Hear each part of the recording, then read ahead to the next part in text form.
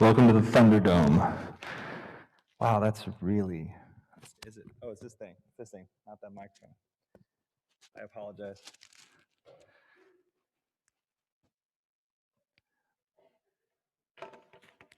So here is. I've entitled this pastoral report the 2020 State of the Union, because it's hard to even know how to recap Manahawkin Baptist Church during the 2020 year. In the beginning of the year, we bade farewell to Pastor Bill Shoemaker. We were running a full-fledged church with deep and established rhythms. We were ministering consistently to everyone from youth to those who were in nursing homes. We were working with families facing financial insecurity and housing insecurity. Young moms, welcoming missionaries onto the stage and making plans for another mission trip. We had life groups that were established, Bible studies. We were pursuing new ministries. One was called New Wineskins. It was a relapse prevention ministry. And we were also in talks about initial steps to making our building more accessible for families with disabilities.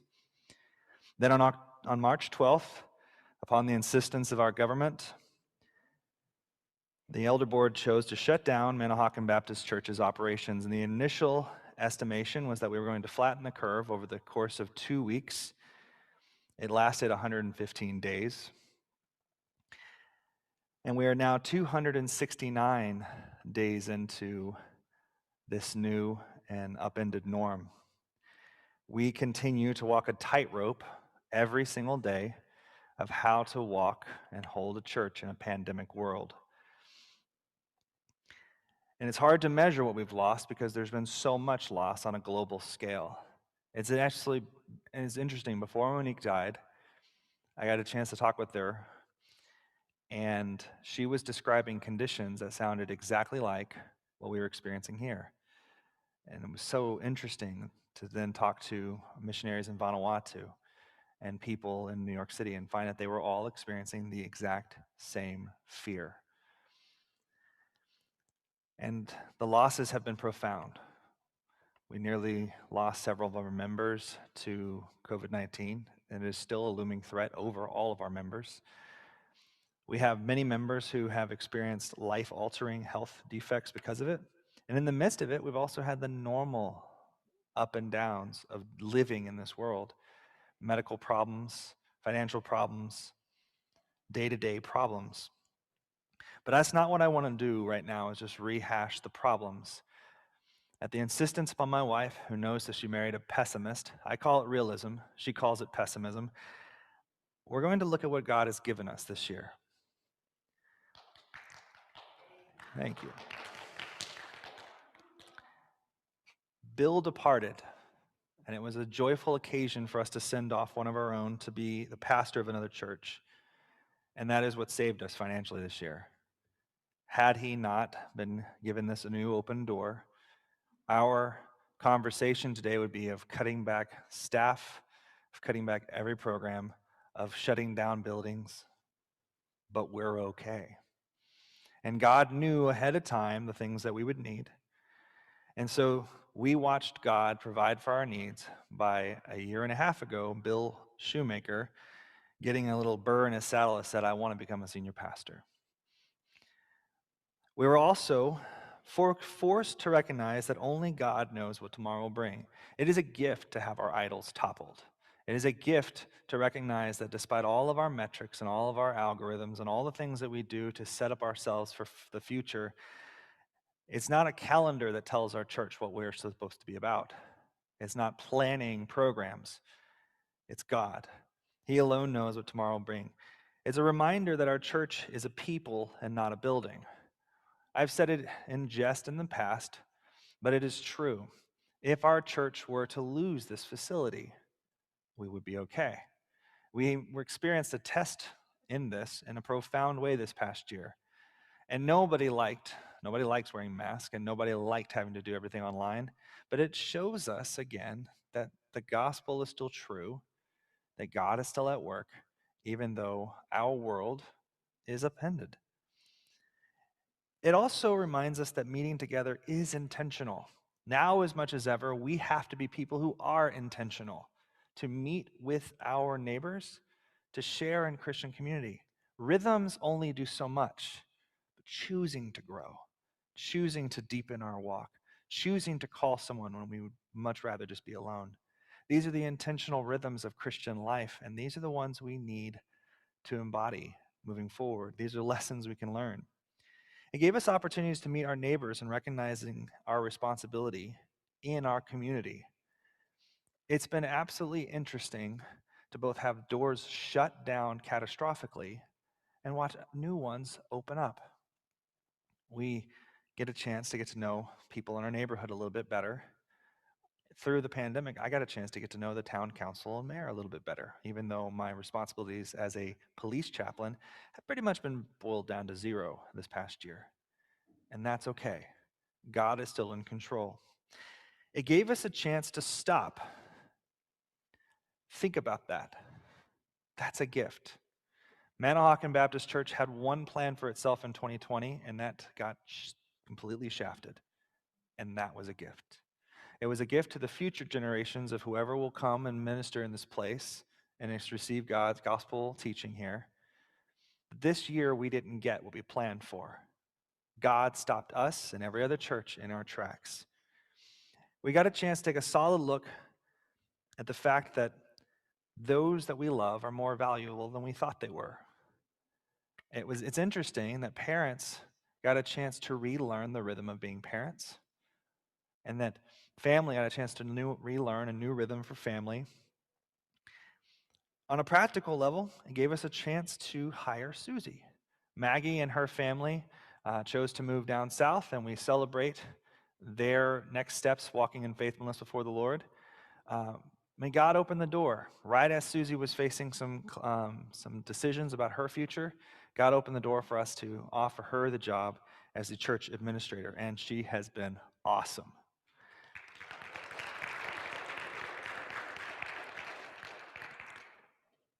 These are not just positive spins on negative situations. These are the things, among the things that God has done. God has stretched each one of us and reminded us that our tomorrow is only held by Him. It's not the government who saves us. It's not the pharmacies. It's not our finances. Nothing of that saves us. This whole thing is a reminder that we have one message and one message alone, that Jesus Christ is on the throne. We remind our generation that we are not above the suffering that we experience with them. And we remind them that God is a God who enters into suffering as opposed to telling people how to avoid it. We remind people that the gospel opens doors and brings people of every generation background together. This is a time in which, more than ever before, we get a chance to value people not based upon how much they're sitting in a pew, but based upon how much they're proactively working just to engage the best they can. And in fact, that's how we're measuring it now. We're no longer measuring the so-called relative growth of our church based upon who shows up on a Sunday and who attends a ministry. If someone made a proactive work to just engage us, then those are the numbers we're working with now. Average and all these other things, we're trying to be smart about it. But we're beginning to realize that though our sensibility for what it means to be the body of Christ is changing, God is still at work. And there are people who are engaging our church services, who are watching the Bible studies, who are reading the Bible and are growing in faith, and they have not let us know who they are. And I would love to hear from them. And it drives me crazy that it seems like only 20% or 30% of my church, I have any idea what's happening with them. But I can trust that God is on the throne, and He's taking care of them, and we're doing everything we can to be accessible, but everything will be okay. These are not platitudes. God being on the throne is the assumption that drives our ministry moving forward. And so, what should we do in 2021? Quite honestly, we have nothing on the calendar except to do life groups and a few other things. What shall we do? This is what we're going to do. We're going to make disciples. All too often, churches in this area have grown based upon people migrating from one church to the next. It's time to let that nonsense be done. We need to grow our church based upon showing genuine Christ-like love to people who've never met him. We need to open our doors and make whatever changes are necessary to our rhythms and our habits so that people can come in here, feel safe, and meet their Lord face to face and be discipled on how to know him. This past month, we've gone over the basic Christian life, or it used to be called the basic Christian life, and is now called Understanding Your Walk with God. And the entire church watched those videos together. No other video series that we've produced has had such consistently high interaction. You can actually measure it. We have like sometimes 60 people, 40 people on Sunday morning. We consistently get around 170 to 200 to 300 views on these videos. Maybe not 300, more like the 200 range. And that's exciting. People are watching. There are people subscribed to our church that we have no idea who they are. They might even be across the world. But we get a chance to continue to bring the gospel to them. And so moving into this next year, we're going to be focusing on how to be disciples of Christ who make disciples. And that is going to be our ongoing purpose.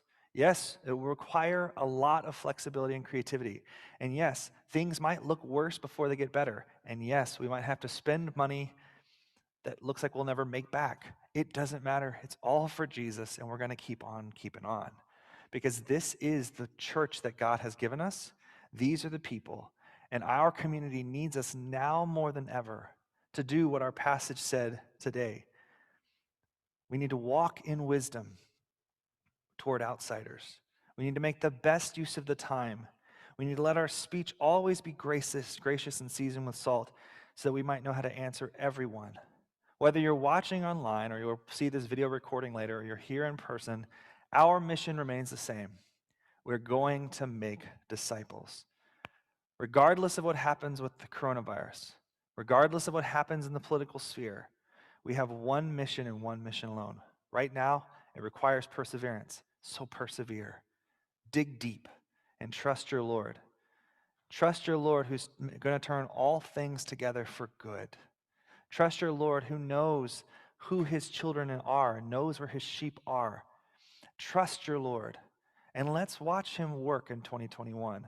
My hope, my deep prayer, is that every one of us individually take up our call to be the salt and light of Christ in every situation, making every relationship holy, to live out our faith before people who we've never shared it with, so that we might bring the love of God into sometimes impossible circumstances and watch God shine, because that's what he does best.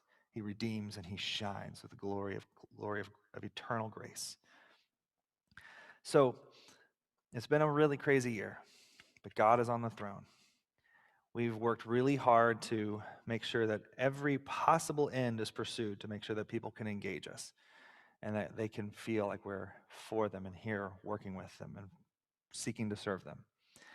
And whether or not the numbers are encouraging or discouraging, whether or not we even understand how to read them, God is on the throne. And at Manahawkin Baptist Church, our mission remains the same. We're going to make disciples through meaningful worship, intentional community, and indigenous mission.